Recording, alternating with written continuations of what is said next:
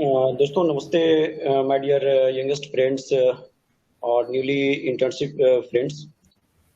आज के टॉपिक में हम लोग शामिल हो रहे हैं और आज के टॉपिक को दूसरा रॉफ ने एड्रेसिंग करनी है। उन्हें जो है इस संदर्भ में अपना जो प्रोजेक्ट बना है उसको ये प्रोड्यूस करेंगे और हमारे साथीगण उससे लाभान्वित हों। So, good afternoon, everyone. This is me, Bushra Rao. I have a co-presenter, Samapti Kaur, and we present this topic, domestic violence against women during the COVID-19 pandemic on behalf of Justice for Society.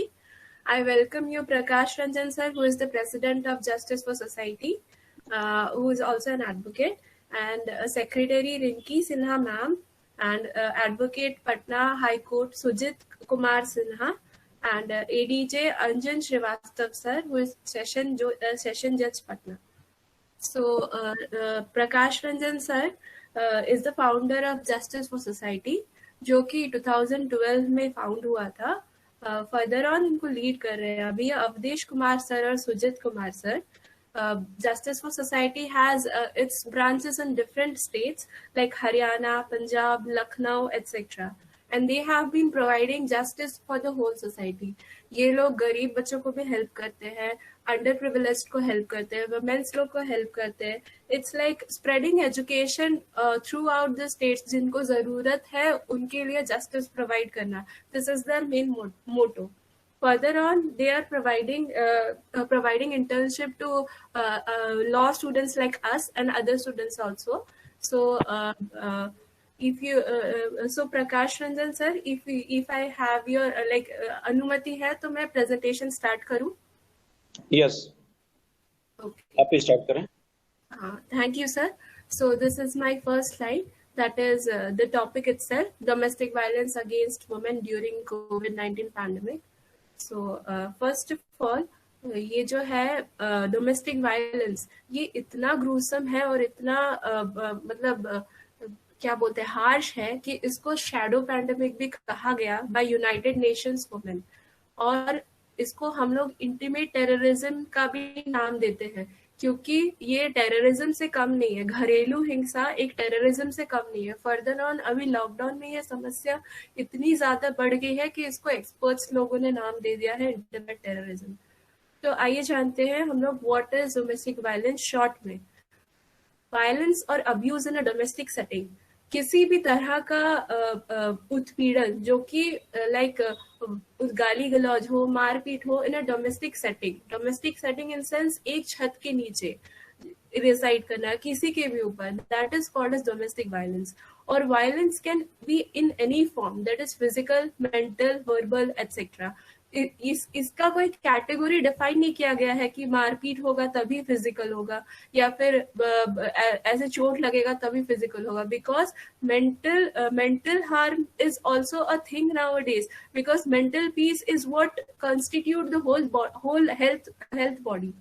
First of all, domestic violence जो है वो define किया गया section 3 में, protection of women from domestic violence act 2005 में।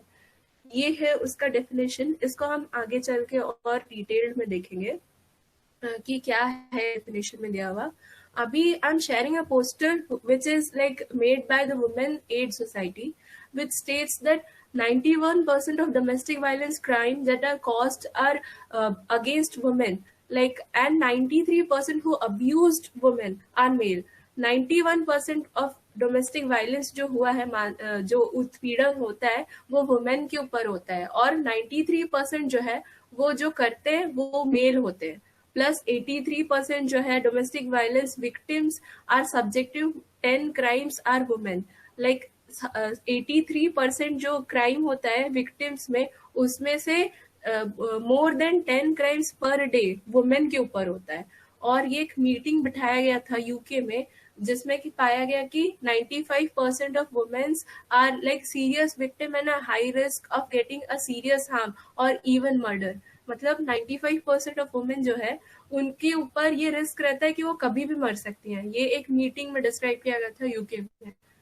Abhi next I'm showing a chart, a pie chart, which is made by myself, which from the records which are taken from the National Bureau of Crime Records Agency, which states that all over the world the amount of domestic violence faced, the percentage of domestic violence faced by women is 66.7%, and others like 19.4% are children's, 8.3 are elderly, which constitutes of both women as well as males, और 5.6% जो होता है वो mail के ऊपर होता है. तो आप देख सकते हैं कितना alarming rate of domestic violence जो है वो वुमेन के ऊपर हो रहा है. फिर भी हम लाइक इसको नॉर्मल मान के चलते हैं.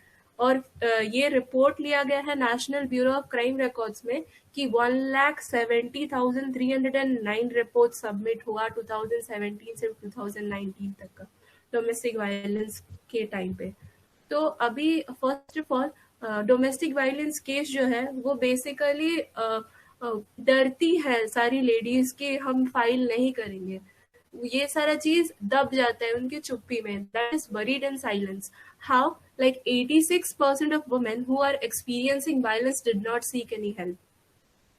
जो वुमेन है जिनके ऊपर हो रहा है मानसिक उत्पीड़न या फिर शोषण या कुछ भी, 86% उनमें से वो लोग किसी का भी हेल्प सीख नहीं किए, ये डर के कि उनका जो मैरिटल रिलेशन है वो खराब हो जाएगा, उनके बच्चे सफर करेंगे या उनकी फैमिली सफर करेगी. ऐसे प्रॉब्लम को सोच में रखते हुए उन्होंने कभी भी इसको किसी के साथ शेयर नहीं किया या फिर किसी से हेल्प भी नहीं लिया. और 77% जो विक्टिम है उन्होंने किसी को नहीं बताया इस बारे में. तो फिर उसके बाद ये एक चार्ट है. This is a chart which is prepared by my self. Like this is a table which mentions the percentage of women who never told about the violence which was upon them, may it be physical, sexual, or physical, including sexual.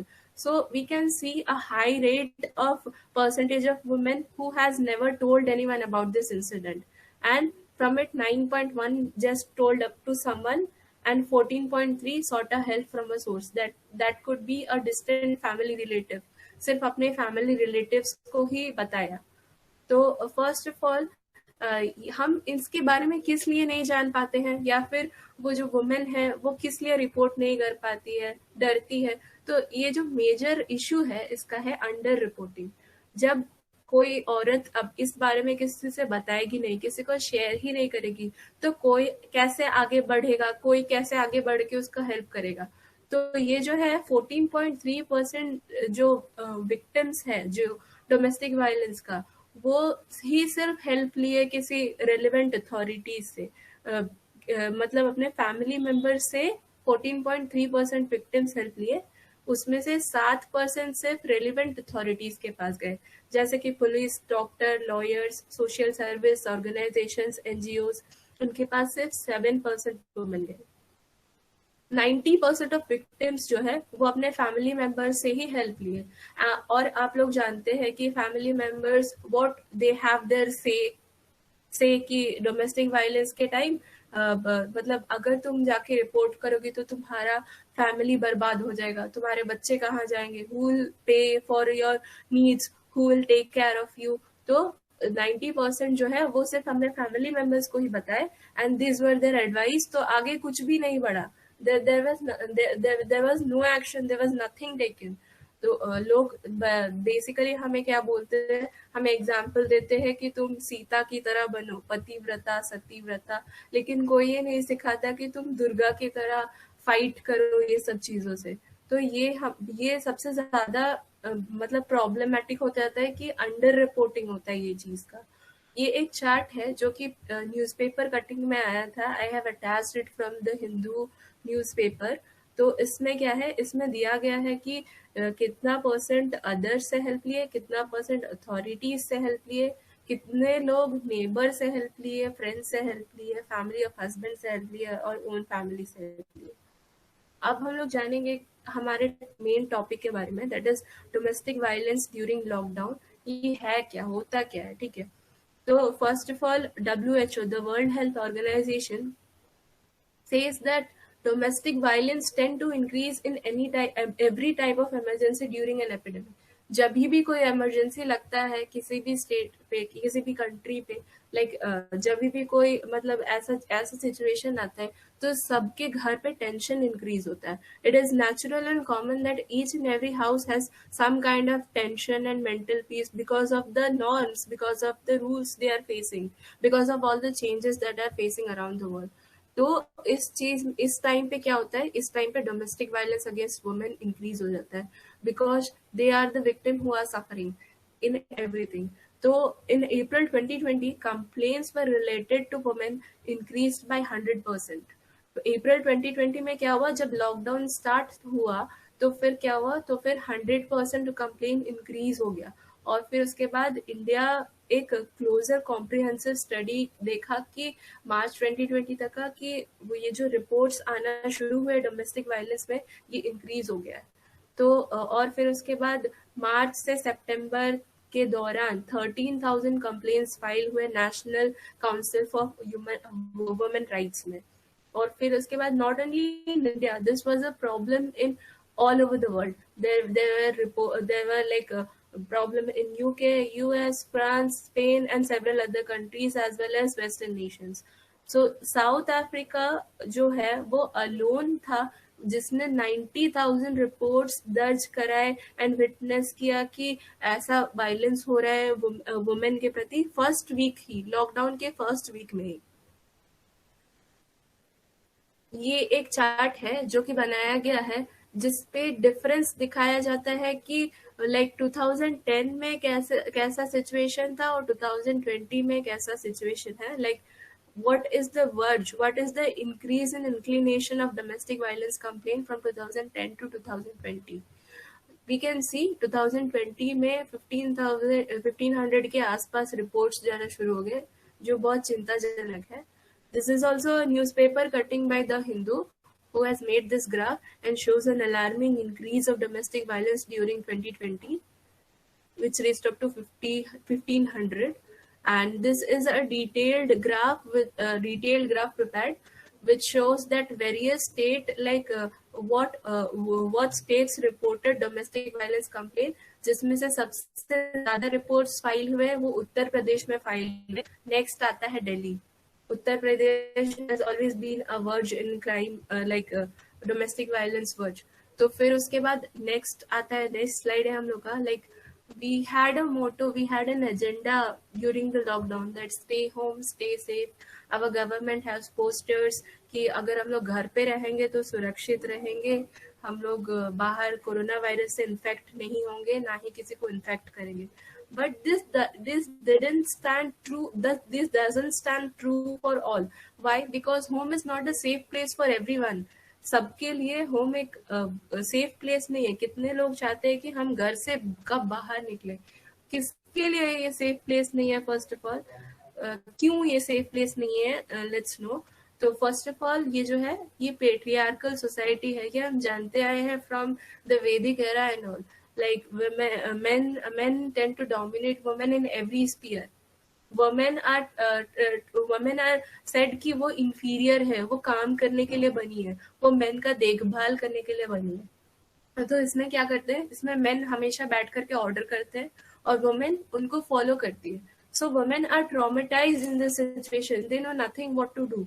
जब दुनिया बाहर अपना खुद का battle लड़ रहा है corona virus से, जब देख रहा है कि वो क्या बोलते कोरोना वायरस से बाहर लड़ रहा है, and women are fighting their own battle trapped up in their home with their abusive partners because they have no place, no shelter to go. And first of all, because of this lockdown, men are getting like sitting at home doing nothing because they have lost their job, they have lost their movement. So what they are doing, they are increasing their demands. वो लोग अपना demand increase कर रहे हैं और बोल रहे हैं कि हमें ये करके दो, हमें वो करके दो. तो अभी किस पे बर्डन पड़ रहा है? अभी उन पे बर्डन पड़ रहा है जो घर का देखभाल करते हैं, जो खाना पकाते हैं, जो घर साफ करते हैं. तो ये सब बेसिकली कौन करता है? ये सब चला रहा है हमारे इंडियन सोसाइटी में कि वुमेन ही करती है. तो burden has been increased, the care work has been increased. पहले से ही तो ये सब काम करते थे, अभी और भी ज्यादा काम बढ़ गया उनके ऊपर. फर्दर ऑन बच्चों का देखभाल करना, ये सब बढ़ गया है. फिर उसके बाद because of this lockdown psychological pressure आता है, पॉवर्टी है, लूज आदमी लोग अपना जॉब लूज कर रहे हैं, रिसोर्सेस स्कैर है, सोशल सपोर्ट नहीं मिल पा रहा है किसी को। तो इसके वजह से क्या होता है, इसके वजह से सभी फ्रस्ट्रेटेड है, not only men but also women and every people in the family have some effect upon their mental and psychological being. तो जब men के ऊपर frustration आता है और anger आता है तो what they do, they obviously vent their frustrations by turning violent and abusing their partners. वो क्या करते हैं, वो ये गुस्सा अपनी बीवियों पर निकालते हैं, उनको मारते हैं, उनको पीटते हैं, उनको गाली देते हैं. This is natural, this was their routine. Now this is for 24 hours. They are venting out their anger upon their partners. Next, first of all, what they're doing nothing, and so they want sex all the time. So what they're doing, they are requesting their partners to have sex, and the female who are like not who are refusing sex, like they are being beaten up, they are being violent. So they marital rape was already a problem in India. Now it has been increased a lot because 24 hours he is sitting at home and he could be demanding that. So for next is that women are also being tortured by their in-laws. अपने जो सास ससुर जो लोग घर पे बैठे हैं, so their work has also been increased, क्योंकि उनको फरमाइशें बढ़ गई है, आज घर पे ये बनाओ, आज घर पे वो बनाओ, आज ऐसा कर दो, आज वैसा कर दो. So they are also getting an increased amount of pressure by their in-laws, as well as they are getting tortured by in-laws, suffering with them 24 hours trapped in their house. Next is, first of all, stigma around domestic violence as a couple's private matter. Whenever there is a matter, if you get your head into it, you get like responses from your elderly persons that चुप रहो, इन सब चीजों में मत पड़ो, ये तुम्हारा matter नहीं है, ये उनका आपसी मामला है. Let them solve this matter by their self, because this is a private matter. If she loses something, if he leaves her, will you be there to take care of her? तुम उसके लिए छत provide कर सकोगे क्या? Like we are told we are raised up to these consequences, and we are asked to stop, keep quiet, and do not interfere in their private matter. That is the reason my home is not a safe place for everyone, because a 5 seconds can take someone's life when husband turns abusive. Next slide is that the outcries of vulnerable. Who is being defined as vulnerable in this presentation? First of all, the vulnerable is obviously the woman, because they are the one who has been subjected to domestic violence in every sphere. So why are they subjected to domestic violence? What are their outcries? तो first of all they are not accessing their phones. जब भी कोई मानसिक मतलब जब भी कोई शोषण होता है उनके ऊपर, या फिर मारपीट होता है, गाली गलौज होता है, तो वो लोग क्या करते हैं, वो लोग के पास मतलब फोन्स नहीं होता है किसी को फोन करने के लिए, या फिर वो किसी को बुला नहीं सकते, किसी को रिपोर्ट नहीं कर सकते उस टाइम पे. तो ये सब उनके लिए एक चैलेंज बन के रह जाता है कि वो किसी को बुलाए अपने हेल्प करने के लिए. So this is their outcry. Then next is that because of the lockdown, the organizations which are made for women, especially like the National Commission of Women, other NGOs who support women, so ये लोग क्या करते हैं, ये लोग function नहीं कर पा रहे प्रॉपरली बिकॉज स्टाफ कम है, लोग आने बंद हो गए हैं, उन पे ताला लग गया है. तो अभी किन के पास जाए, उनके ऊपर ये बर्डन भी रहता है. तो organisation are not able to function properly and prevent because their lockdown guidelines. Pyramids and pyramids of cases are being piled up. Cases file होते जा रहे हैं, लेकिन कोई रेस्पॉन्ड करने को नहीं है. पहले से ही हमारे इंडियन सिस्टम में ऐसा था कि आप कंप्लेन पे कंप्लेन करते रहो, कोई एक्शन मिलेगा नहीं. अभी लॉकडाउन हो गया है तो कैसे कंप्लेन करना है, हॉटलाइन नंबर दिया गया है, उन पे फोन करो, लेकिन कोई अटेंड करने के लिए नहीं होगा. तुम्हारा ईमेल्स रीड किया जाएगा 24 आवर्स के बाद या फिर एक हफ्ते बाद. तो ऐसे में क्या हो रहा है, ऐसे में केस धरा का धरा रह जा रहा है, कोई रिस्पॉन्ड करने के लिए नहीं है. और वुमेन इस वजह से भी नहीं रिपोर्ट कर रही है कि कोई तो सुनेगा नहीं, तो रिपोर्ट करके फायदा क्या. Next is that because of the lockdown women are trapped up. वो अपने घर पे ही बंद है, और they are thinking that if they report, if they like do something, so where will they run to? They have no place to seek shelter. They have no place to like hide their head. कहाँ जाएंगे, क्या करेंगे? Earlier they had an option like to run to their in-law, to run to their family, to their maternal houses. But now because of the lack of transport, they are not getting anything. Where will they seek shelter? तो इस डर से भी वो लोग कुछ report नहीं कर रही है.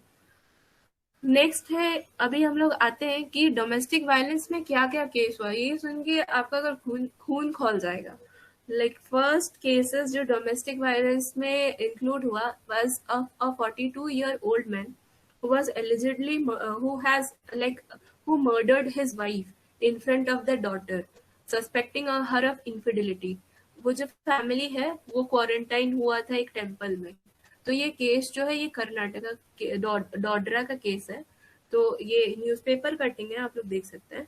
तो इसमें क्या हुआ था, इसमें एक आदमी है like a man who was 42 year old. He had petty issues with her wife. Trivial issues के लिए फाइट हुआ था. तो वो क्या किया, वो सोचा कि एक टेम्पल पे जाते हैं, like he to seek the blessings from the temple priest. He claimed that he had natural super powers. उनके पास जाके शरण रह के रहे, ये बीवी बच्चे और वो जो पति है. Then what happened? Lockdown happened, and then the issue started getting like more petty, more like it was very problematic to stay with them. One day, what he did, he cut the slit of their of his wife. He killed his wife in his temple, in the temple itself. उसने उसको मार दिया. क्यों? क्योंकि frustrate हो गया था, उसको उनके साथ नहीं रहना था और कहीं भी नहीं जा सकता था. नेक्स्ट ये केस है, इसका नाम चेंज किया गया है फॉर सम सिक्योरिटी रीजंस. तो 18 अप्रैल में ये केस हुआ था. What she is been telling, like she went online for to search helps for the survivor of domestic violence. तो उसने क्या रिपोर्ट किया, उसने बोला कि उसका जो हस्बैंड था 15 साल से ही is been always been abusive, verbally, emotionally and at times even physically. तो अर्लियर क्या होता था, वो अपने काम से बाहर चल जाती थी. She had her job, she didn't remain in her house most of the day. So she when travel back to work, he abused her. लेकिन अभी ये क्या हो गया, अभी this problem escalated. Why? Because she has nowhere to go, no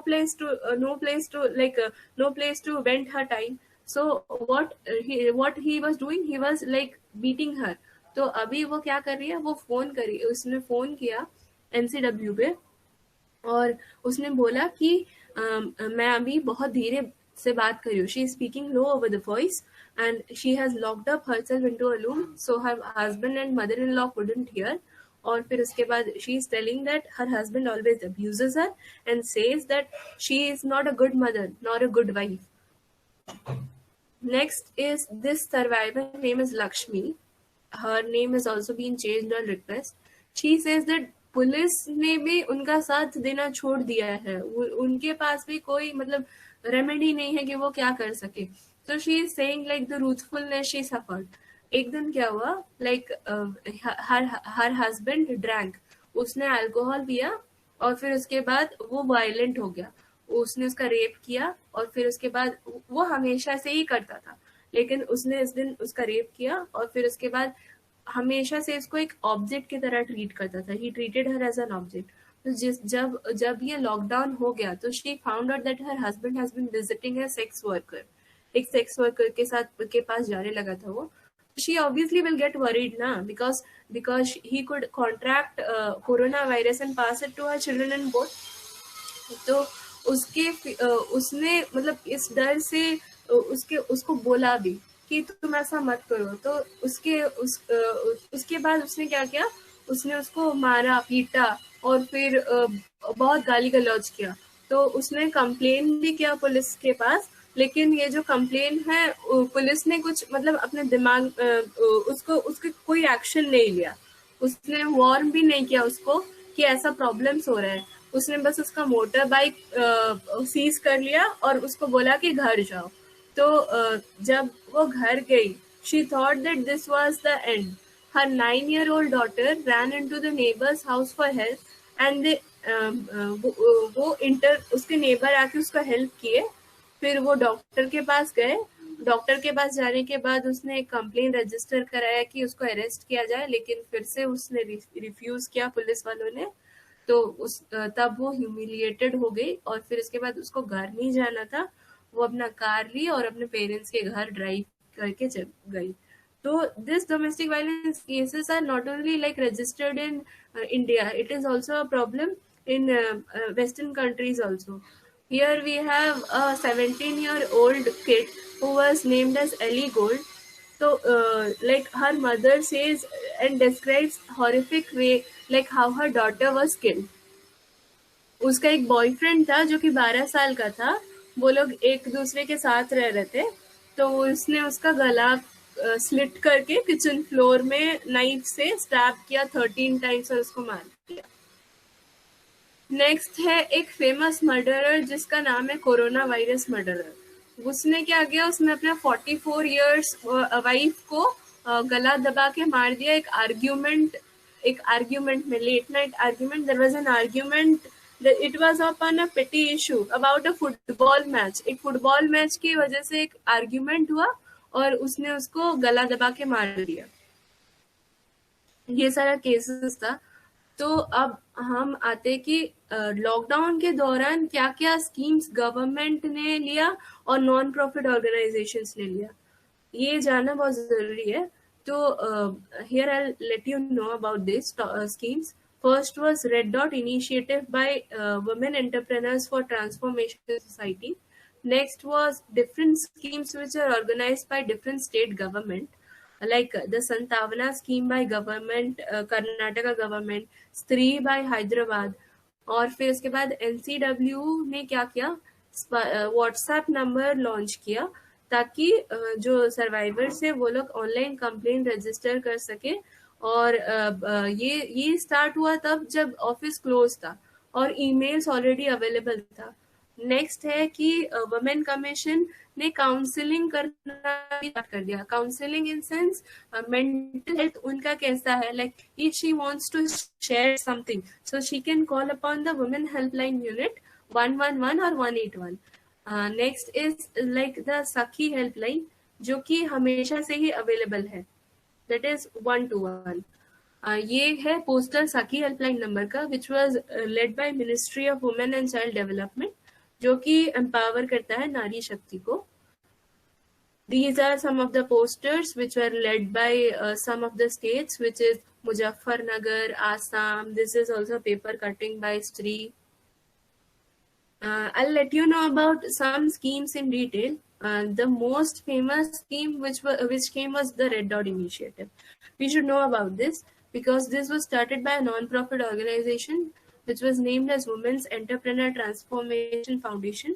तो इसमें क्या हुआ था, इसमें फर्स्ट ऑफ ऑल जब वुमेन अफ्रेड है, डर रही है that they have no way to reach to the police और complain about the domestic violence case, तो जब वो नहीं रिपोर्ट कर सकती या फिर उसका हस्बैंड मार रहा है, तो what they will do, they will put a red dot in their palm. उनके हथेली पर एक रेड डॉट, एक रेड मार्क लगाएंगे, तो तब हम पहचानेंगे कि she is a victim of domestic violence. Next is that anyone who notices this red dot should inform NGO and other authoritative organizations.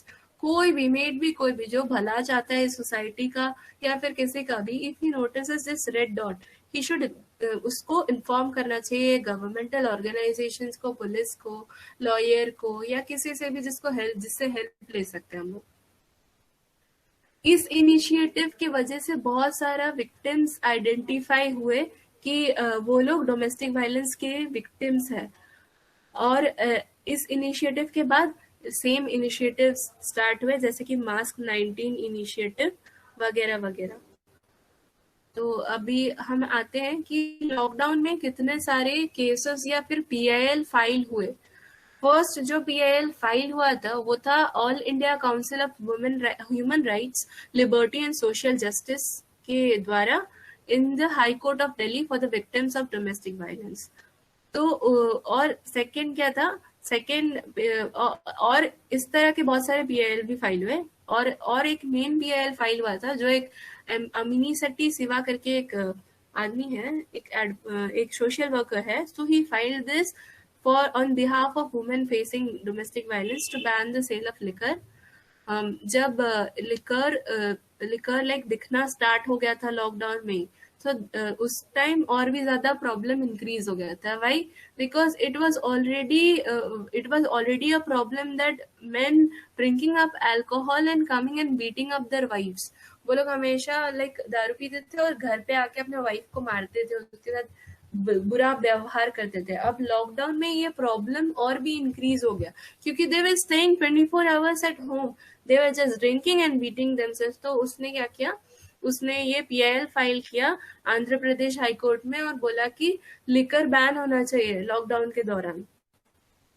ये उसका कॉपी है PIL का, जो कि फर्स्ट PIL का, जिसमें उनके कुछ प्रेयर्स है कि जैसे कि टेली काउंसलिंग ऑफर किया जाए, वीडियो काउंसलिंग ऑफर किया जाए, साइकोलॉजिस्ट अवेलेबल रहे, साइकेट्रिस्ट अवेलेबल रहे इन सब विक्टिम्स के लिए, SMS रेगुलर SMS भेजना चाहिए इन सब विक्टिम्स को कि अवेयरनेस क्रिएट हो, एरिया वाइज लोग अपने मतलब देखे कि किसके ऊपर कुछ उत्पीड़न हो रहा है क्या या कुछ हो रहा है क्या, और फिर उसके बाद वेरियस शेल्टर्स भी प्रोवाइड करना चाहिए। ये सारा उनका प्रेयर्स थे जो कि एक्सेप्ट हुए। ये PIL है अमिनी सेट्टी सिवा का। अब नेक्स्ट पार्ट पे हम लोग आ गए हैं, जो कि डील करता है which deals laws dealing with domestic violence in India. First of all क्या होता है, हम लोगों को पता नहीं होता है कि हम लोग के पास क्या क्या रेमेडीज अवेलेबल है वुमेन के पास बेसिकली। तो वो लोग क्या करती है, वो लोग डर जाती है, कुछ भी रिपोर्ट नहीं करती। तो मेन हमारा जो मोटिव है, that is to make people aware about the various laws which are present in India, with how can they file up their cases, because you should never let anyone to contribute you should never let anyone who contributes so little in your relationship that he should control so much. Okay, even in the best of times, women and girls have been facing all this, but now it is the time that we have to stop all this. We have to start saying no about this. तो अभी हम लोग आते हैं next part पे, like what you can do. Obviously you can recognise the survivors of abuse by their courage. जब silence एक invite करता है तो you should step forward, you should share the truth and others and let others know that you are not alone. और कोई भी point of time आता है तो तुम्हें पीछे हटना नहीं चाहिए, तुम्हें नहीं बोलना चाहिए कि this is how my story is going to end. You should encourage yourself and say that no, I'll fight back, this is not how my story is going to end. Now let's see what are the laws which deals with domestic violence in India. First of all, we have the Protection of Women from Domestic Violence Act 2005. Next is Section 498A of IPC 1860. Next is Dowry Prohibition Act 1961. We'll know about this in detail. इनके बारे में हम लोग detail में जानेंगे. First comes the Protection of Women from Domestic Violence Act 2005. तो ये जो एक्ट है ये एक पार्लियामेंट्री एक्ट है जो कि इनैक्ट हुआ था इन द ईयर 2005 और 2006 में फोर्स में आया।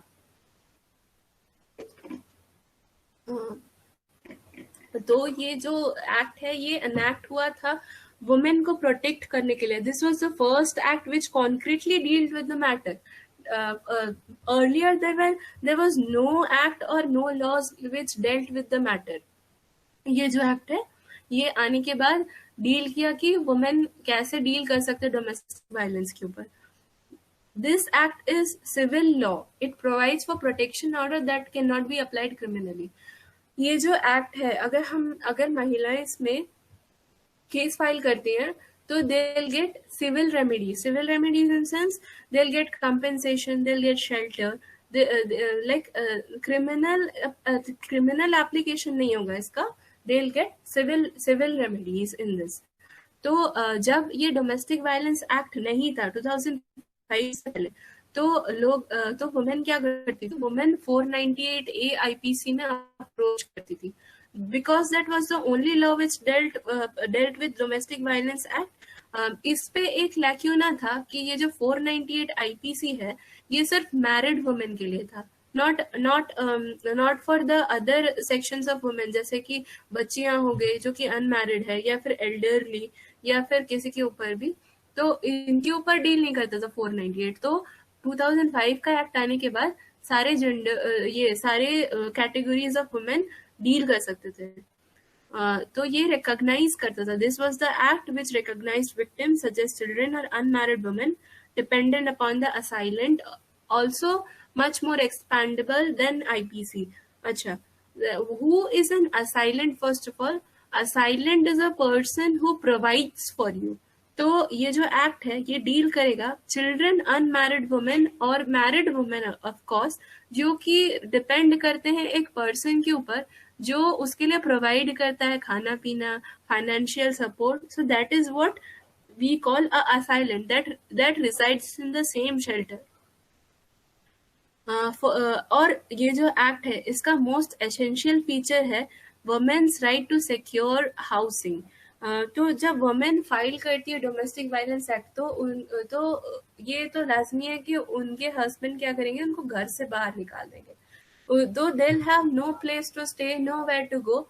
तो ये एक्ट क्या करता है, ये एक्ट रेमेडीज प्रोवाइड करता है, सिविल कंपेंसेशन प्रोवाइड करता है, एज वेल एज वुमेन को एक शेल्टर दिलाता है, एंड सेज दैट वुमेन का एक राइट है टू हैव सिक्योर हाउसिंग, उनके नीचे एक छत होना चाहिए without an interference, it is their right.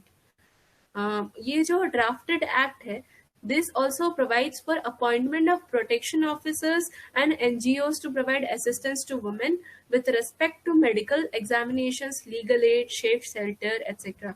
Act जो है वो क्या करता है, जब कोई भी फाइल होता है और कॉग्निजेंस लिया जाता है इस एक्ट का, तो ये क्या करता है, प्रोटेक्शन ऑफिसर्स या फिर NGO को अपॉइंट करता है ताकि वो वुमेन को असिस्टेंस प्रोवाइड कर सके। असिस्टेंस किस टाइप का असिस्टेंस, मेडिकल एग्जामिनेशंस हो पाए, लीगल एड प्रोवाइड कर सके, सेफ शेल्टर प्रोवाइड कर सके, ये सारी चीजें प्रोवाइड कर सके, तो एक प्रोटेक्शन ऑफिसर अपॉइंट होता है। ये जो एक्ट है, अगर इसके बाद जो कोर्ट का ऑर्डर आया और कोर्ट का ऑर्डर को फॉलो नहीं किया respondent is who, the abuser, अगर उसको कंप्लाई करके नहीं चला तो क्या करेगा, police can come and arrest him any time, because this is cognizable, the non compliance is cognizable and it becomes non bailable offence. फिर उसके बाद उसको अरेस्ट कर लेगा और इम्प्रिजनमेंट जो कि एक्सटेंड कर सकता है 1 ईयर तक का भी, और फाइन भी इम्पोज हो सकता है 20,000, या फिर दोनों भी हो सकता है। अब आता है जो प्रोटेक्शन ऑफिसर को हम तो उन्होंने मतलब भरोसा रखा था कि वो लोग वुमेन को हेल्प करेंगे इन सब चीजों में। अगर वो लोग भी कंप्लाई नहीं किए इस ड्यूटी को, वो लोग अपना ड्यूटी सही से नहीं निभाए, if they do not do this duty, तो they will be punished under same with similar punishment, उनको भी यही सेम पनिशमेंट मिलेगा अंडर दिस एक्ट। अब आते हैं हम लोग जुरिस्डिक्शन ऑफ कोर्ट में, इसको कौन ट्राई कर सकता है, किस कोर्ट में ये प्रॉब्लम जाएगा। फर्स्ट ऑफ ऑल तो ये प्रॉब्लम जाएगा फर्स्ट क्लास मैजिस्ट्रेट कोर्ट में या फिर मेट्रोपॉलिटन मैजिस्ट्रेट कोर्ट में, जो कि कॉम्पिटेंट होगा लोकल लिमिट्स में।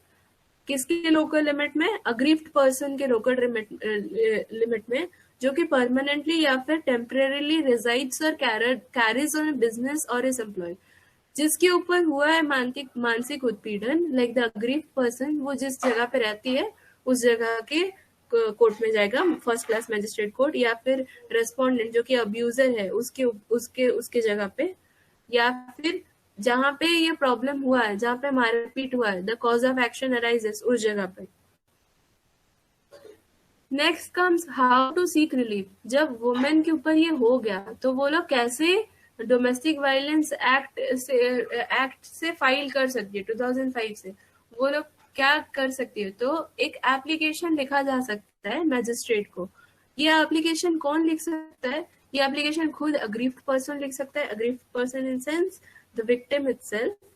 नेक्स्ट इज प्रोटेक्शन ऑफिसर लिख सकता है on behalf of aggrieved person.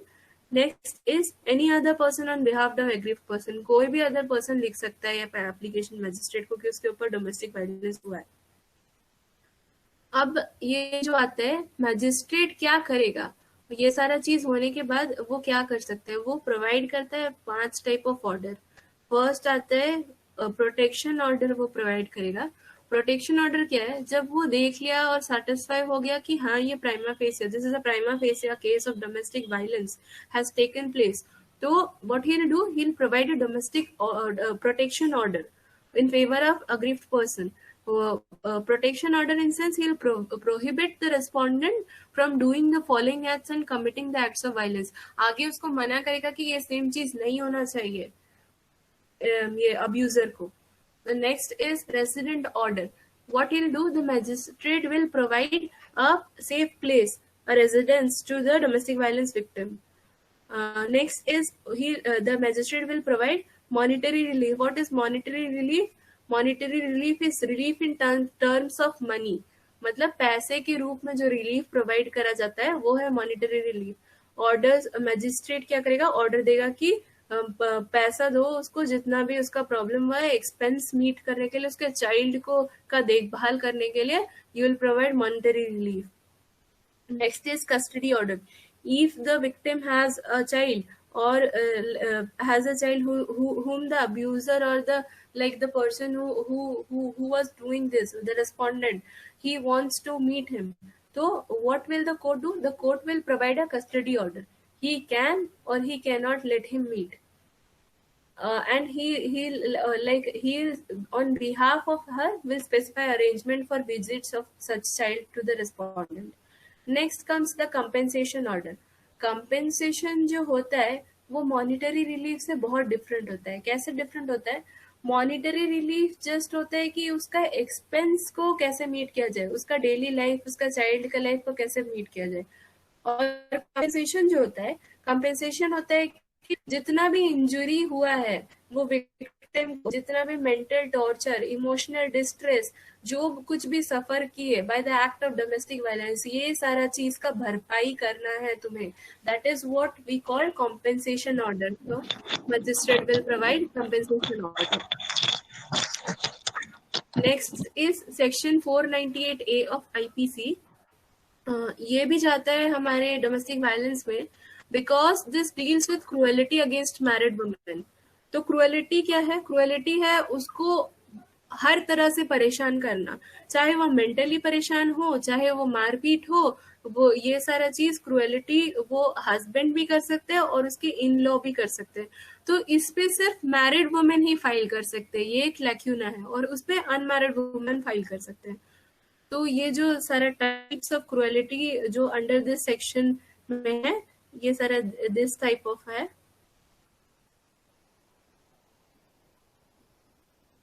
Next है हम लोग का कि अगर कोई भी किसी का भी क्रुएलिटी केस फाइल हुआ तो ये ऑफेंस कॉग्निजेबल है। Cognizable in sense police can arrest without a notice. He'll come and he'll arrest that person who was doing this type of nonsense thing.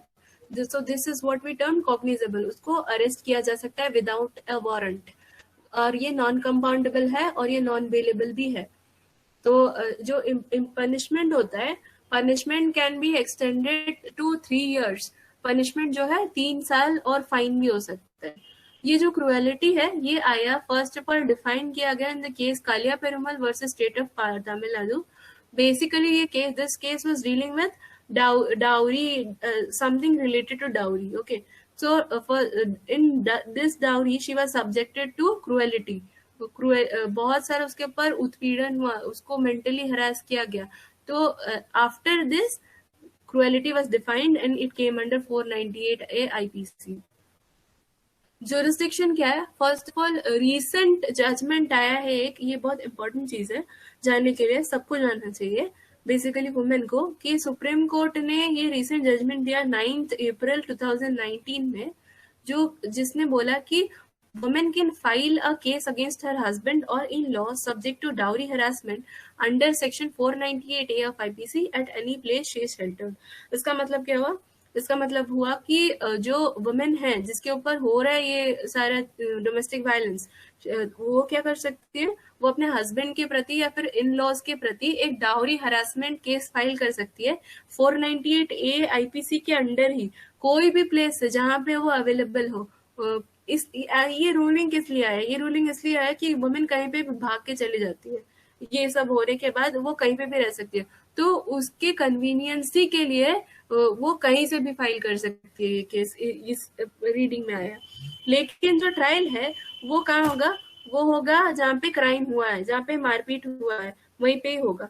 और ये चीज कौन ट्राई करेगा? ये भी फर्स्ट क्लास मजिस्ट्रेट ट्राई करेगा या फिर मेट्रोपॉलिटन मजिस्ट्रेट ट्राई करेगा। अब वुमेन कैसे कंप्लेन फाइल कर सकती है? वुमेन कंप्लेन फाइल कर सकती है ये 498A आईपीसी में। ये जो वुमेन है वो खुद फाइल कर सकती है या फिर जो भी उसके ब्लड रिलेटेड है, उसके ब्लड रिलेटेड रिलेटिव्स है, या फिर जिनके साथ उनका मैरिज हुआ है, या फिर अडॉप्शन है, या फिर अडॉप्ट किया है जिसको, उसके साथ ये on behalf of the aggrieved women they can file this case. कोई भी public servant who is notified under the state government, जिसको स्टेट गवर्नमेंट एक पब्लिक सर्वेंट जो सर्व कर रहा है स्टेट गवर्नमेंट के अंदर, वो भी ये कंप्लेन फाइल कर सकता है। Next I hand over the slide to my co-presenter Samapti कर. She'll be explaining about Dowry Prohibition Act and she'll let you know further about this presentation. Samapti Kar, please come and take the presentation from here.